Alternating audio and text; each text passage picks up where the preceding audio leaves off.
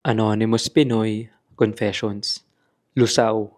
Hi, I'm female, 21. This happened when I was in high school. Nagkasakit ako for a few days bago mangyari ito. When I felt okay, pumasok na ako sa school. Normal day, nagtuturo ang advisor namin tapos bigla akong nakaramdam ng stomach ache. Buti na lang, may baon akong pagkain that day kaya nauna akong mag-recess sa mga kaklase ko. Pero ayaw pa rin mawala ng sakit ng tiyan ko kaya uminom ako ng gamot sa sakit ng tiyan. A few minutes later, nagring ang bell dahil break time na. Yung sakit ng tiyan ko nandoon pa rin.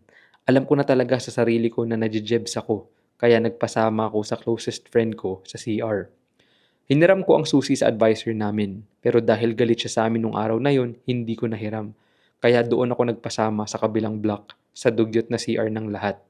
Hindi ko na kinaya, jumebs na ako. At sa sobrang taranta ko, bumulwak na lang yung jebs ko sa sahig. Lusaw. Naiyak na lang ako sa kadugyutan ko. Hindi ko alam ang gagawin ko. As in na mental block ako that time. Kaya pagkatapos kong tumae, sabi ng friend ko na hayaan ko na lang daw. After a few hours, nag-message ang advisor namin sa group chat. Sinong tumae sa CR? Girl, hindi ako makapag-scene noong araw na yun sa group chat namin. Nahiya ako kaya nakitawa na lang ako sa biruan ng mga kaklase ko sa group chat.